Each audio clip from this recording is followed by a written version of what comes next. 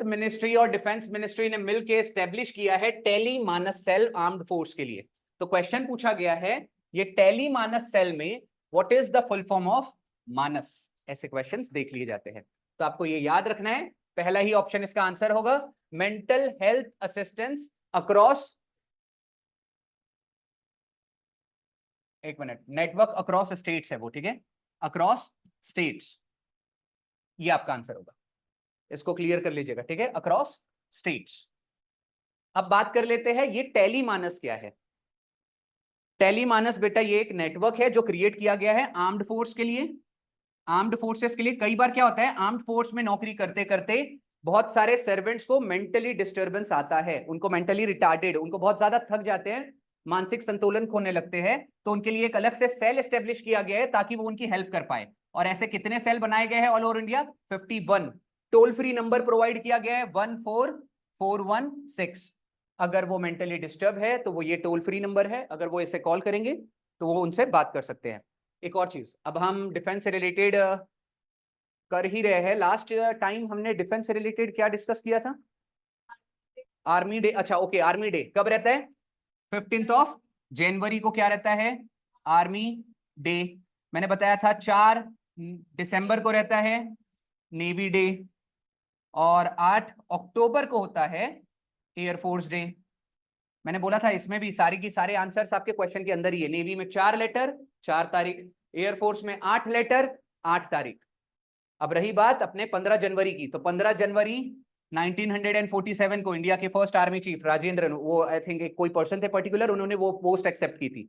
यही रीजन है, वैसे हर चीज के ना रीजन होते हैं। 8 अक्टूबर 1932 को एयरफोर्स को स्टेब्लिश किया गया था, ये रीजन है।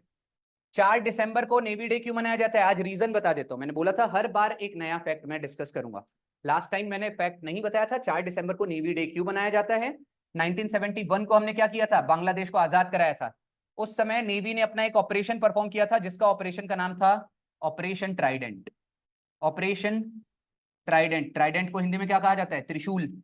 ऑपरेशन त्रिशूल परफॉर्म किया था नेवी ने, और नेवी की तरफ से एक भी कैजुअलिटीज नहीं हुई थी, एक भी इंसान मरा नहीं था, बहुत ही क्लीन ऑपरेशन था। इसलिए उन्होंने डिसाइड किया कि हर साल हम 4 दिसंबर को क्या मनाएंगे? Navy day. आई होप ये सारी चीज क्लियर हो गई है। अब एक करंट अफेयर के बारे में मैं बता देता हूं। आर्मी चीफ अभी चेंज होने वाले हैं।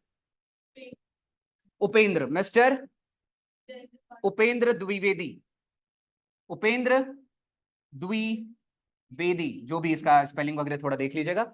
उपेंद्र द्विवेदी को बनाया जाएगा, ये याद रखिएगा 30 जून को ये चेंज होंगे, 30 जून को इनकी पोस्ट चेंज हो जाएगी। अभी एयरफोर्स की बात कर लेते हैं। एयरफोर्स के मिस्टर चौधरी है, मिस्टर समथिंग कुछ राम चौधरी, मिस्टर चौधरी अभी याद कर लीजिए। मिस्टर चौधरी कौन है? एयरफोर्स के चीफ है।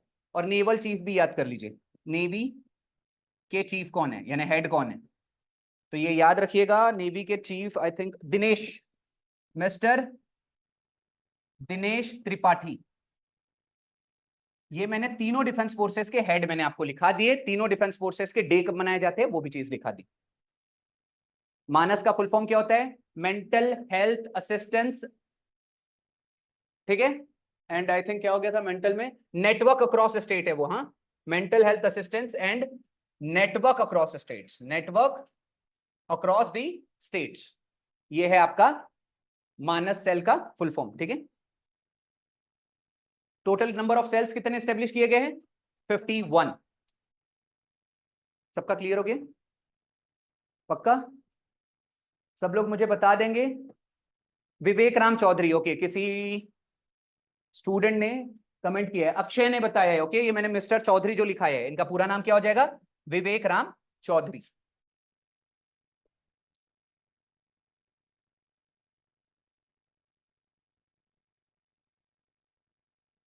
क्लियर? नेक्स्ट, फर्स्ट पर्सन पूरे वर्ल्ड का जिन्होंने स्पेंड किया है 1000 डेज इन स्पेस, बहुत ज्यादा अच्छा क्वेश्चन है, उनका नाम हो जाएगा ओलेग कोनोनेंको। अब इनके स्पेसिफिक डेज अगर बात की जाए ना स्पेस में टोटल, तो 1019 दिन उन्होंने बताए हैं। कितने दिन? 1019। अगर क्वेश्चन पूछा जाए ये बंदा कहां का है, तो आंसर हो जाएगा रशिया का। अभी हम डिस्कस कर रहे हैं क्वेश्चन किससे रिलेटेड? स्पेस से रिलेटेड। तो भारत की फर्स्ट फीमेल जो स्पेस में गई थी, आंसर क्या हो जाएगा? कल्पना चावला। कब गए थे? 1997 में। नील आर्मस्ट्रॉन्ग वर्ल्ड के फर्स्ट पर्सन जो कहां गए थे, मून पर, कब, 20 जुलाई 1969। इस बार ना ये क्वेश्चन पूछा जा सकता है कि मून डे कब मनाया जाएगा, बताता हूं रीजन क्या है।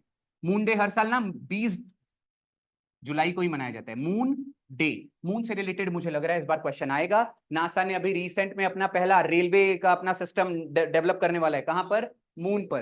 तो आपको ये याद रखना, लास्ट टाइम उसके फ्लोट समथिंग उसके कुछ मिशन का नाम है, तो आपको ये याद रखना है, मून पर क्वेश्चन आ सकता है। क्या पता क्वेश्चन इस बार मून से रिलेटेड ये पूछ ले, आर्टेमिस मिशन 2025 में परफॉर्म होने वाला है। आर्टेमिस मिशन, ये सब लोग भूलिएगा मत, मून से रिलेटेड फैक्ट। आर्टेमिस मिशन कब लॉन्च होगा, 2025 में, किसका है, नासा का।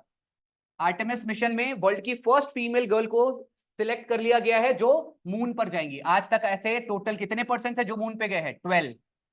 ठीक है, मैंने पहले भी बोला है एसएससी की आदत है डिजिट्स के ऊपर क्वेश्चन पूछने की। मून पर टोटल अब तक कितने लोग गए हैं, 12 लोग गए हैं, एक भी फीमेल उसमें से नहीं है। फर्स्ट फीमेल क्रिस्टीना कोच हो जाएगी, क्या हो जाएगी, क्रिस्टीना कोच। अब ये याद रखिएगा, क्रिस्टीना कोच वर्ल्ड की फर्स्ट फीमेल बनेगी जो कहां जाने वाली है, मून पर। मून से रिलेटेड लास्ट टाइम मैंने एक और फैक्ट बताया था, मून की स्टडी को सेलेनोलॉजी कहा जाता है। क्या कहा जाता है, सेलेनोलॉजी। आपके वन वर्ड सब्स्टिट्यूशन आते हैं एसएससी, सीजीएल, सीएचएसएल, हर जगह। बैंकिंग में भी अगर आपके वन वर्ड सब्स्टिट्यूशन आते होंगे, कुछ आते होंगे, तो क्या पता एक बार कभी क्वेश्चन पूछ लिया जाए कि the study of moon is called as selenology. अब बात स्पेस की चल रही थी। अगेन, इंडिया की फर्स्ट वुमन कौन थी जो स्पेस में गई थी, कल्पना चावला। कोई तो पर्टिकुलर स्पेसशिप होगा, तो स्पेसशिप का नाम था कोलंबिया। कोलंबिया स्पेसशिप का नाम था। अब राकेश शर्मा इंडिया के फर्स्ट पर्सन थे ओवरऑल जो कहां गए थे, स्पेस में, 1984 में। इतने फैक्ट्स मोर देन इनफ होंगे। चलिए एक और स्पेस से रिलेटेड फैक्ट बता ही देता हूं। अच्छा, रिसेंट में हमने स्पेस से रिलेटेड लास्ट टाइम ही कुछ देखा था, इंटरनेशनल स्पेस स्टेशन। अच्छा हाँ, अगर ये बंदा स्पेस में गया है, 1000 दिन बिताया है, तो कोई तो पर्टिकुलर चीज होगी जहां वो रुका होगा। वो रुका था इंटरनेशनल स्पेस स्टेशन, ISS। कब स्टेब्लिश किया गया था, 1998 में। ये इंटरनेशनल स्पेस स्टेशन क्या है, 3 BHK एक हाउस आप इसको कंसिडर कर सकते हैं। क्या है, 3 BHK का एक घर है, जहां पर कोई भी बंदा अगर स्पेस में जाता है तो वो कहां रुकता है, इंटरनेशनल स्पेस स्टेशन में, जिसको स्टेब्लिश कब किया गया है, 1998 में। और एक और चीज, इंटरनेशनल स्पेस जो स्टेशन है उसको 5 एजेंसीज ने मिलकर बनाया है, वो भी आप याद रख सकते हैं। एक है आपका नासा, एक है आपका यूरोपियन स्पेस एजेंसी यानी कि ESA, एक है आपका कनाडा स्पेस एजेंसी यानी कि CSA, एक है आपका रॉस कॉस मॉस। ठीक है, तो आप ये याद रखिएगा, ये स्पेस एजेंसीज थी कुछ जिन्होंने क्या किया है, इंटरनेशनल स्पेस स्टेशन को स्टेब्लिश किया है। कब किया गया था, 1998 में। और हाँ, ये क्रिस्टीना कोच जो मैंने बताया है, अगर क्वेश्चन ये पूछ लिया जाए कि फीमेल का, अब देखो क्वेश्चन क्या पूछा गया है, 1000 दिन स्पेंड किया है इन्होंने। क्या पता क्वेश्चन स्पेसिफिक फीमेल पे पूछ ले कि क्या कोई ऐसी महिला है जो सबसे ज्यादा दिनों तक स्पेस में उन्होंने समय बिताया है, तो क्रिस्टीना कोच 328 डेज, ये वर्ल्ड रिकॉर्ड था। किसी भी गर्ल द्वारा स्पेस में सबसे ज्यादा दिन बिताने का रिकॉर्ड क्रिस्टीना कोच का ही। और मिस्टर ओलेग कौन से कंट्री से है, रशिया। ठीक है, गुडलेप्पा हलीकेरी अवार्ड। अच्छा, मैं जनरली तो बोलता हूं आपके लिए जो फेमस अवार्ड्स है वो नहीं भूलना है, बट कई बार आपने देखा होगा एग्जाम में ऐसे क्वेश्चंस आ जाते हैं जो यार कभी सुना ही नहीं, मानते हो, ये ऐसे अवार्ड्स क्या रह जाते हैं आपके, हिडन रह जाते हैं। तो आपको ये याद रखना है, गुडलेप्पा हलीकेरी अवार्ड इस बार किसको मिला है, मिस्टर पतन शेट्टी को। अब ये गुडलेप्पा ये हलीकेरी जो थे, ये बेटा हमारे इंडिया के फ्रीडम फाइटर थे। कौन थे, फ्रीडम फाइटर। कहां से थे, साउथ इंडिया मतलब कहां, कर्नाटक से। तीसरी चीज, अब फ्रीडम फाइटर थे, कोई तो पार्टी से जुड़े होंगे, INC। चौथी चीज, गांधीयन फॉलोअर, गांधी के बहुत बड़े फॉलोअर थे ये। तो आपको ये याद रखना है, अगर आप इनके बारे में 2-4 अगर ऐसे फैक्ट्स याद रखते हो तो वो इंसान ये अवार्ड याद रखने के लिए बहुत ज्यादा इजी हो जाता है। अब ना इसमें गुडलेप्पा में गुड आ रहा है, गुड आ रहा है, तो हमारे लिए आपसे आप बस ये याद कर लो, वन ऑफ द इंडिया का बॉलीवुड का सबसे बेहतर गुड एक्टर कौन है, हमारे मिस्टर शेट्टी। आप ना ओरल चीजें आधी याद रखने की कोशिश किया करिए, आपको पूरा नाम याद नहीं रखना है, वैसे भी एग्जाम में आपको पेट भरने लायक नॉलेज लेना है। ऐसे अवार्ड्स पूरा रट्टा मारने की कोशिश मत करो, आधे आधे नाम याद कर लो। मिस्टर शेट्टी पक्का याद रहेगा। आलोक शुक्ला, इस बार इनको क्या गोल्ड ये आई थिंक गोल्डमैन अवार्ड इसको मिला है। ठीक है, मिस्टर आलोक शुक्ला को क्या मिला है, Goldman environment award, EVS award. ये याद रखिएगा, लास्ट ईयर ही एमटीएस का क्वेश्चन, ये ऐसे क्वेश्चंस पूछ लिए जाते हैं। गोल्डमैन एनवायरमेंट अवार्ड, एक और चीज याद रखनी है, इसको पता है ग्रीन ऑस्कर कहा जाता है। इस अवार्ड को क्या कहा जाता है? Green Oscar. तो ये बहुत इंपॉर्टेंट अवार्ड है। मैंने लास्ट टाइम बताया था एनवायरमेंट डे कब मनाया जाता है? 5 जून को। ठीक है, 5 जून को हर साल कौन सा अवार्ड दिन मनाया जाता है? Environment day. प्रभा वर्मा, इनको बेटा सरस्वती सम्मान, सरस्वती सम्मान 2023। ठीक है, और प्रभा वर्मा बेटा कौन है, मेल है फीमेल है? मेल है। प्रभा कौन है? मेल है। और कहाँ के? मलयालम, मलयालम के पोइट है, फेमस राइटर। ठीक है, आपको ये कुछ चीजें याद रखनी है। अवार्ड से रिलेटेड मैंने बता दिया। अच्छा, एक और चीज, इस साल का 2024 ईयर को पता है ना, भारत रत्न डिक्लेयर किया गया है। भारत रत्न ईयर 2024 को कौन सा ईयर डिक्लेयर किया गया है? भारत रत्न ईयर। इस बार भारत रत्न से क्वेश्चन आ सकते हैं, ये तो बहुत बड़ा अवार्ड है। अब भारत रत्न ईयर क्यों डिक्लेयर किया गया है 2024 को? इसका स्पेसिफिक रीजन ये है, देयर वाज अ रूल, एक रूल था, हर साल 3 से ज्यादा भारत रत्न अवार्ड किसी को नहीं दिए जाते थे। ये पहली बार हिस्ट्री क्रिएट हुई है इस साल। कितने लोगों को भारत रत्न दिया गया है? 4 लोगों को दिया गया है। ये 4 चीजें वैसे हम फिलहाल बाद में देख लेंगे। वैसे ये पुरानी न्यूज हो गई है जनवरी की। जनरली आपको कितने, 6 महीने पुराना। आपका नेक्स्ट एग्जाम कब है? आपकी एग्जाम किस किस चीज के लिए प्रिपेयर कर रहे हो? क्लैट के लिए आप प्रिपेयर कर रहे हैं। और कौन है अलग अलग एग्जाम्स के लिए? आई थिंक बैंकिंग वाले मैंने लास्ट टाइम देख लिया था। डिफेंस के लिए आप हो, एफ कैट के लिए आप बेटा एसएससी, मेनली एसएससी पे आप फोकस करें। एसएससी वाले कितने हैं?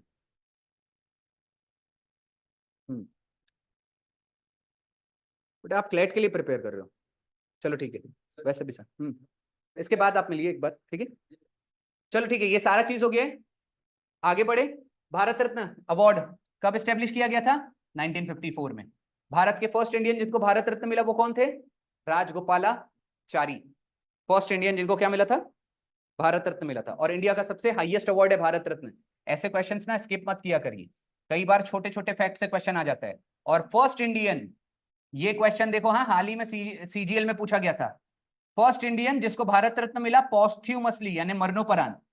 पोस्ट्यूमसली, मरणोपरांत भारत के पहले पर्सन कौन थे? इंडिया के सेकंड पीएम कौन थे?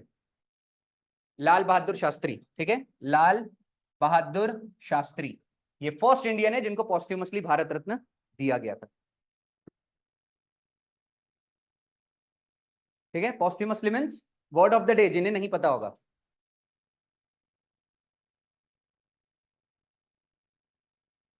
चलो वेरी गुड बेटा, सब लोगों को आवाज क्लियर आ रही है ना? चलिए क्लियर, नेक्स्ट न्यूज देख लेते हैं। शेंग्रीला डायलॉग, वैसे देखो ये इतनी इंपॉर्टेंट न्यूज नहीं है, लेकिन पता है ये शेंग्रीला डायलॉग जब मैं न्यूज देख रहा था 3 बार मेरे आंखों के नीचे से आई। बहुत बार ना मैं स्किप करता हूं न्यूज, ज्यादा इंपॉर्टेंट नहीं है। ये वन लाइनर याद रखना, शेंग्रीला डायलॉग। कई बार डायलॉग यानी क्या होता है बेटा? मीटिंग। ओके, तो शेंग्रीला मीटिंग 2024 में कहां रखी गई? सिंगापुर। अच्छा, कुछ न्यूज ऐसी होती है जो कभी चेंज ही नहीं होती। शेंग्रीला क्या है? एक होटल है। क्या है? एक होटल है जो कि कहां है? सिंगापुर में है। तो हर साल कहां होगा ये? सिंगापुर में ही होगा। आप ये याद रख लो, ये एक सिक्योरिटी डायलॉग है। क्या है? सिक्योरिटी डायलॉग है।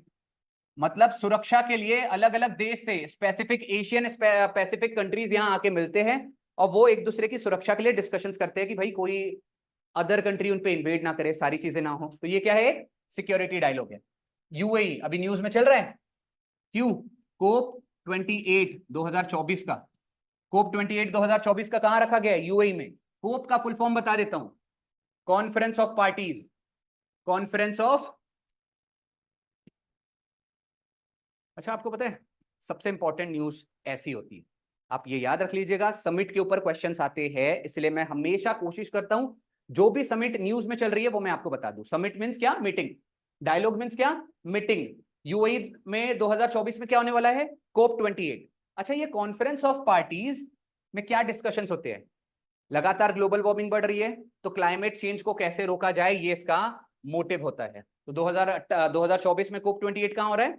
यूएई में। क्या पता क्वेश्चन ये पूछ ले 2025 में कहां होगा?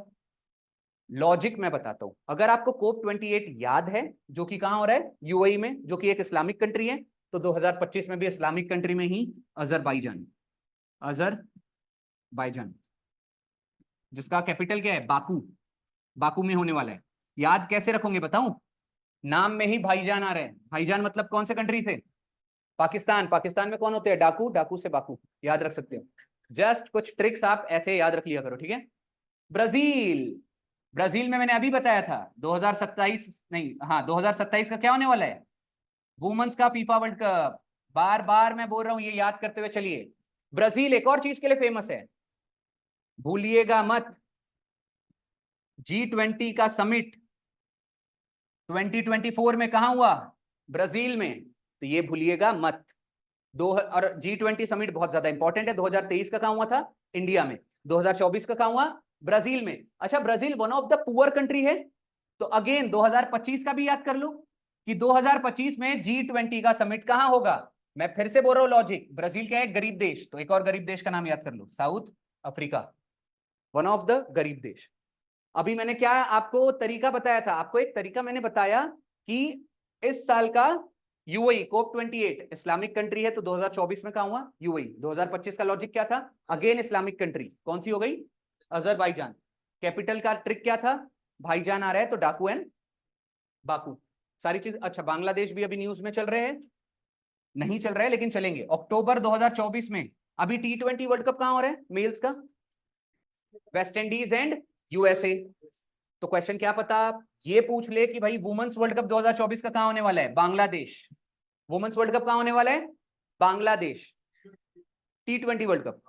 एक और चीज, अब ये याद कैसे रहेगा लाइफ टाइम के लिए, अब इतनी सारी चीजें आपको लगता है ना कई बार कि स्लिप हो जाएगा। याद रखने का तरीका, अगेन मैं बोल रहा हूं, वुमेन्स क्या पहनती है हाथ में, बेंगल्स, बांग्लादेश। वुमेन्स आई तो सीधे बेंगल्स तक पहुंच जाना, ठीक है बेटा, तो बहुत इजीली आप ये याद कर लोगे। सब खत्म हो गया, आगे बढ़े, कुछ बचे।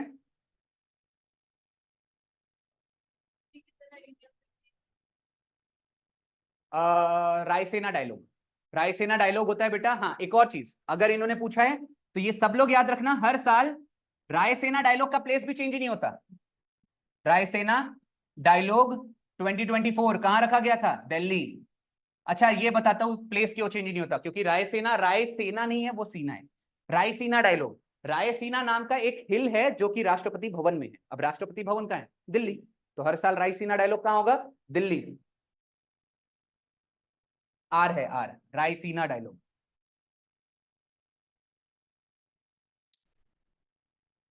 आगे बढ़े,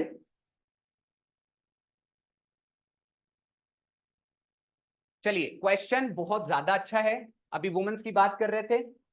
देखो, लोकसभा में इस साल कितने सीट के लिए इलेक्शंस हुए, 543।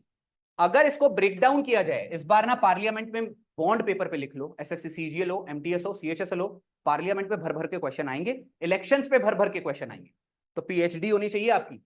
अब जैसे 543 क्वेश्चन को ब्रेक डाउन करिए, टोटल जनरल लोगों के लिए कितनी सीट्स है, 412, एससी कास्ट को 84 एंड 47 दिया गया है एसटी कास्ट को, तो ये पहले ब्रेक डाउन होना चाहिए।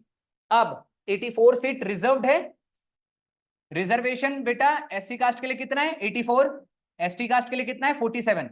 तो क्या पता क्वेश्चन यही पूछ लिया जाए कि पॉलिटी यानी इंडियन कॉन्स्टिट्यूशन के किस आर्टिकल के तहत इनको रिजर्वेशन मिलता है, आर्टिकल 330, पहले तो ये याद रखना, ठीक है। आर्टिकल ये डायरेक्ट चल रहा है। अब इलेक्शंस भारत में हुए हैं, क्या पता क्वेश्चन यही पूछ ले कि इलेक्शन कमीशन ऑफ इंडिया का आर्टिकल बता दो। आर्टिकल है 324। जो लोग एसएससी की प्रिपरेशन कर रहे हैं वो लोग इसको बिल्कुल नहीं भूलेंगे, ये कुछ इंपॉर्टेंट आर्टिकल्स है जो आपको याद रखने हैं पॉलिटी के लिए। इस साल लोकसभा के अभी इलेक्शंस हुए, आर्टिकल 326 के तहत लोकसभा के इस साल इलेक्शन हुए हैं, तो पूछा जाएगा कि इलेक्शन कमीशन ऑफ इंडिया ने इस साल लोकसभा का जो इलेक्शन कंडक्ट करवाया है वो किस आर्टिकल के तहत कराया है, 326। क्या पता क्वेश्चन ये पूछ ले कि इलेक्शन कमीशन ऑफ इंडिया का चीफ कौन है, यानी चीफ इलेक्शन कमिश्नर कौन है, राजीव कुमार, राजीव कुमार। ये सब कुछ क्वेश्चंस है जो आपको नहीं भूलना है। और क्वेश्चन इस बार क्या था, 18वीं लोकसभा में टोटल नंबर ऑफ वुमेन्स कितनी इलेक्ट हुई है, 74। 2019 में पता है 78 था। 2019 के लोकसभा के इलेक्शन में टोटल नंबर ऑफ वुमेन्स कितनी थी? 78। इस साल कितने हैं? 74। काउंसिल ऑफ मिनिस्टर सबको पता है क्या होते हैं? काउंसिल ऑफ मिनिस्टर, सबसे पहले इसकी भी बात डिस्कस कर लेते हैं। अच्छा, ये सबका लिख के हो गया है। आई थिंक स्पीड बहुत क्लियर है ना? सब लोग मुझे कमेंट में बता देंगे स्पीड कैसी है, स्लो करना है, तेज करना है, बता देंगे। अच्छा, इसको मैं रब करूं, थोड़ा सा स्लो चलना है, तेज चल रहा हूं? चलो ठीक है, फिर भी अच्छे से लिखिए तो। अच्छा, एक काम करते हैं, आगे मैं इतना लिख लो, फिर मैं आगे बताता हूं। हो चुका है? 324 है, इलेक्शन कमीशन ऑफ इंडिया। हाँ बेटा, ठीक है। इलेक्शन कमीशन ऑफ इंडिया का आर्टिकल 324, लोकसभा के जो इलेक्शंस कंडक्ट किए गए हैं 326 और 330 में क्या है? Reservation of seats for the SC and ST. इतना इंपॉर्टेंट आर्टिकल्स आपको याद रखना है। और भी मैं बता सकता हूं अच्छा हाँ, इस बार एक और चीज, 324 से लेके 329 तक के आर्टिकल्स जस्ट थोड़ा ब्रशअप कर लेना। प्रोटेम स्पीकर, ओके, क्वेश्चन पूछा जा सकता है, क्यों नहीं पूछा जा सकता? ये सब भी बता दूं आपको? चलो ठीक है, बता देता हूं। आर्टिकल 93 में है बेटा स्पीकर। आर्टिकल 93 में स्पीकर भी है और डेप्यूटी स्पीकर भी है। ये आर्टिकल आप याद रख सकते हो। अभी इन्होंने पूछा प्रोटेम स्पीकर के बारे में। किसी को पता है प्रोटेम स्पीकर क्या होता है? स्पीकर क्या होता है, किसी को पता है? लोकसभा के हेड को, लोकसभा के हेड को क्या कहा जाता है बेटा? स्पीकर। अध्यक्ष को क्या कहा जाता है? स्पीकर। ये पक्का सबको समझ रहे हैं? बैकग्राउंड तो नहीं बताना है ना। पार्लियामेंट में टोटल बेटा कितनी बॉडीज होती है? 3। पार्लियामेंट में टोटल कितनी बॉडी होती है? 3।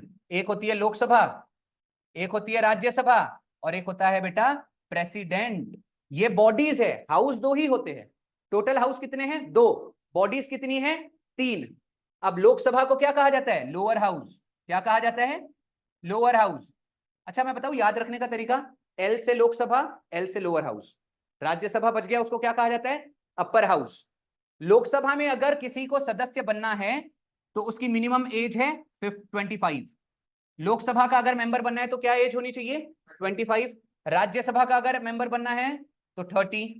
ये 2 चीजें अच्छे से लिख लीजिए। ये है थोड़ा सा पार्लियामेंट का बैकग्राउंड। आपकी करंट अफेयर के साथ साथ मैंने हमेशा कहा है किसकी क्लास चलती है बेटा? Static GK.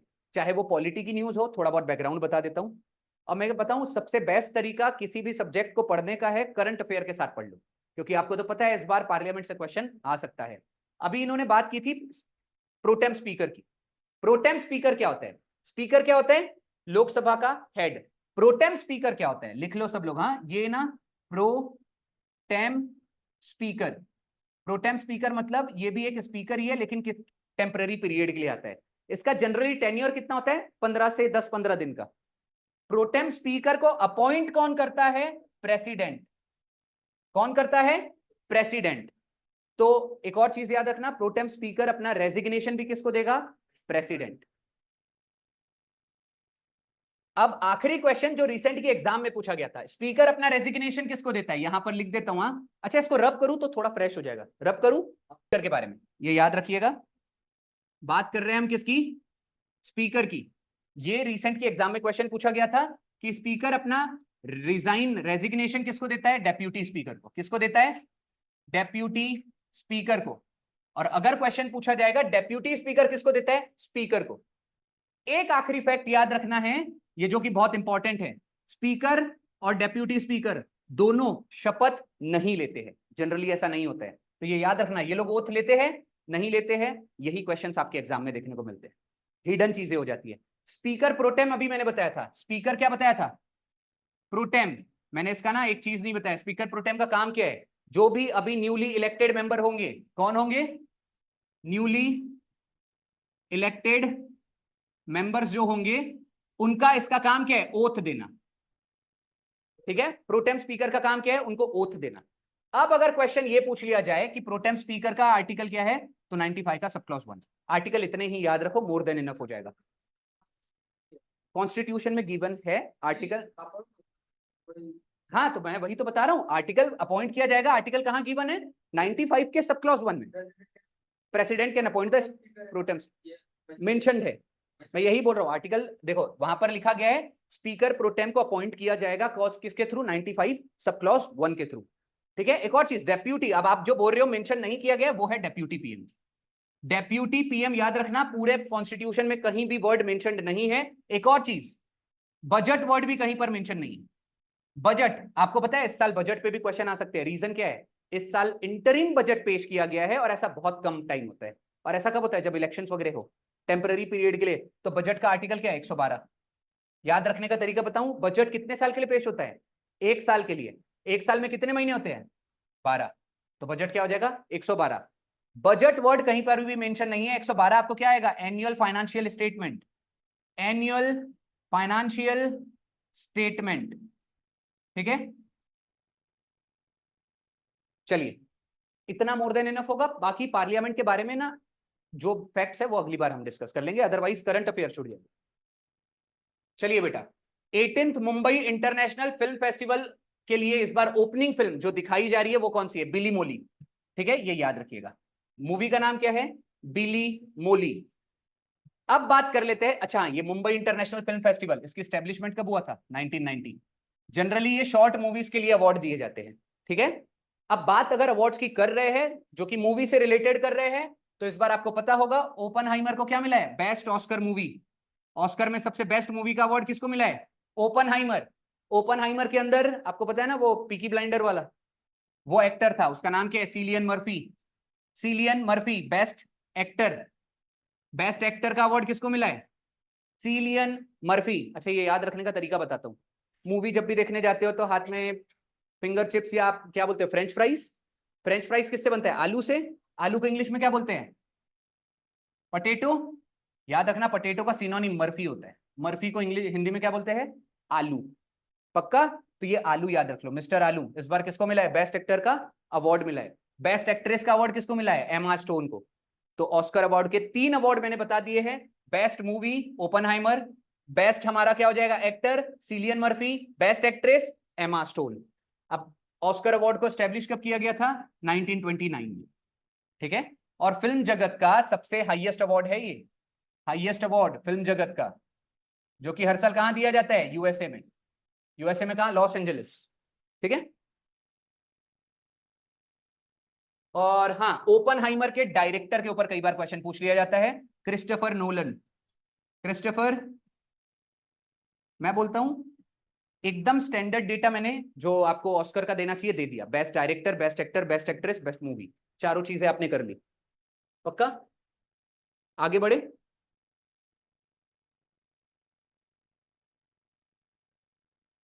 Akshay, okay.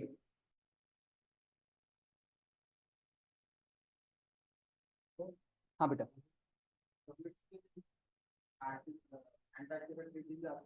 Antarctic की ट्रीटी हमने इस बार लास्ट टाइम ही की थी, 1961 में की गई थी। इस साल 46th एडिशन है, केरला के कोची में हुआ था। और कोची का इस बार हमने एक और चीज देखी थी, कोची का निकनेम।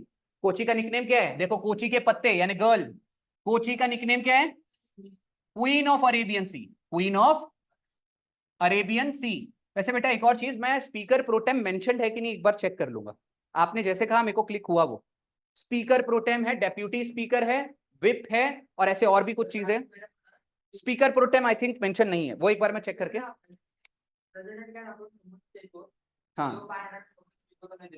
हाँ हाँ, सम पीपल। और एक और चीज याद रखना, इस बार एक हिडन क्वेश्चन मैं बता देता हूं। आज वर्ड ऑफ द डे, ये मेरे तरफ से एक बोनस है बेटा, लेम डक्स आपके लिए आज का वर्ड है ये। हमेशा ना कुछ ऐसे शब्द याद करते रहा करो, एग्जाम में आए ना आए मुझे नहीं पता, लेकिन सीजीएल में कई बार बड़ी बड़ी एग्जाम्स में ऐसे क्वेश्चंस देखने को मिलते हैं। लेम डक्स का मतलब क्या होता है, ऐसे मेंबर्स जो पहले चुनाव जीते थे लेकिन इस बार हार गए। मतलब क्या होता है, members who lose the members who lost the elections. तो क्या होता है पता है, पार्लियामेंट में लेम डक सेशन अलग से रखा जाता है। क्या पता क्वेश्चन यही पूछ लिया जाए, लेम डक सेशंस किसके लिए होते हैं, इलेक्टेड मेंबर्स के लिए, नॉट इलेक्ट जो हार गए उनके लिए। ठीक है, तो लेम डक आपका वर्ड ऑफ द डे है। आगे बढ़ जाए। पिछली बार मैं ना पार्लियामेंट के बेसिक्स कवर करा दूंगा, पार्लियामेंट कब बना, वो 2 हाउसेस का हिंदी टर्म कब आया 1954 में, पुराने इंग्लिश टर्म क्या थे, पार्लियामेंट का फादर किसे कहा जाता है, वो सब अच्छे से देख लेंगे। रिसेंट में मुझे पता नहीं क्यों लग रहा है इस बार प्लेन के एयरपोर्ट्स के ऊपर क्वेश्चन आने के चांसेस है। इतने ज्यादा प्लेन क्रैश हो रहे हैं जिसकी कोई हद नहीं है।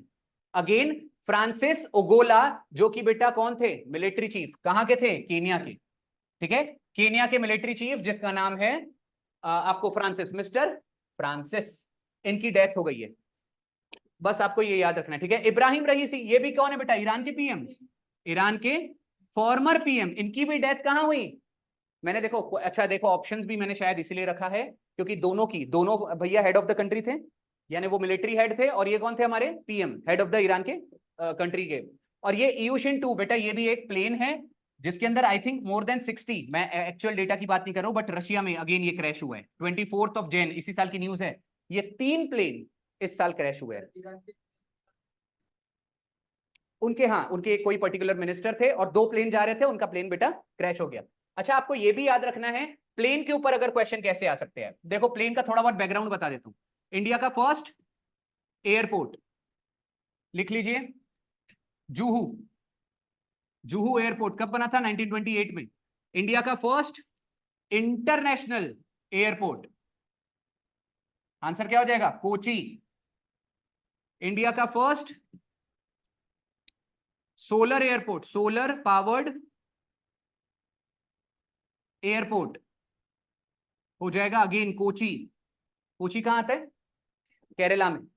हाँ अभी एक और चीज, इंडिया का सबसे बेस्ट एयरपोर्ट का अवार्ड रिसेंट की किसी एजेंसी ने दिया था, केम्पेगोडा, ठीक है, केम्पेगोडा एयरपोर्ट कहां आता है, बेंगलुरु, बेंगलुरु।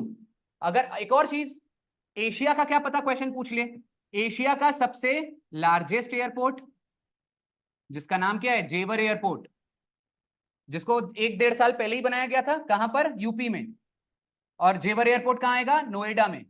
नोएडा कहां आता है, यूपी के अंदर। तो आप, और एक और क्वेश्चन हो सकता है, क्या पता यार, एयरपोर्ट की बात कर रहे हैं तो इंडिया का ऐसा कौन सा स्टेट है जिसमें सबसे highest number of international, 5 international airports है, कहां, यूपी में।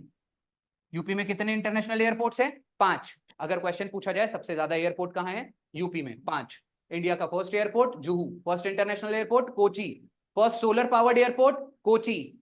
एक और क्वेश्चन पूछ सकता है, देखो घुमा के कैसे क्वेश्चन पूछे जाते हैं, इसी क्वेश्चन को थोड़ा घुमाएगा, वर्ल्ड का फर्स्ट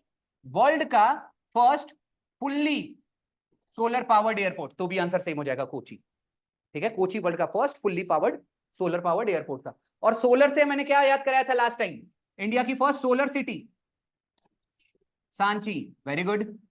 कौन मुझे बताएगा कि यूपी की first solar city, Ayodhya. India का फर्स्ट सोलर विलेज गुजरात में था, क्या था, आई थिंक मेरे को, मोढेरा, मोढेरा, ये भूलिएगा मत, मोटेरा नहीं है बेटा, वो मोढेरा है, ठीक है, कहां का, गुजरात का। हाँ मोटेरा, वो उसका अभी नया नाम हो गया नरेंद्र मोदी स्टेडियम। और इंडिया की फर्स्ट एआई सिटी भी बताया था, लखनऊ। इंडिया का फर्स्ट एआई फिल्म का नाम, आयरा, ठीक है, हो गया, लिख लीजिए एक बार। एयरपोर्ट, इस बार एक और चीज बता रहा हूं, हाँ एक और यूपी में बेटा सबसे मेन क्वेश्चन ही कराना भूल गया, जो करंट में चल रहा है, यूपी के अयोध्या के एयरपोर्ट का नाम क्या है, महर्षि वाल्मीकि एयरपोर्ट। इस बार टफ क्वेश्चन क्या पूछा जा सकता है, महर्षि वाल्मीकि एयरपोर्ट किस नेशनल हाईवे के पास है, तो नेशनल हाईवे 27। देखो कई बार क्वेश्चन ऐसे बनते हैं, तो आपको ये याद रखना है। उसके बाद का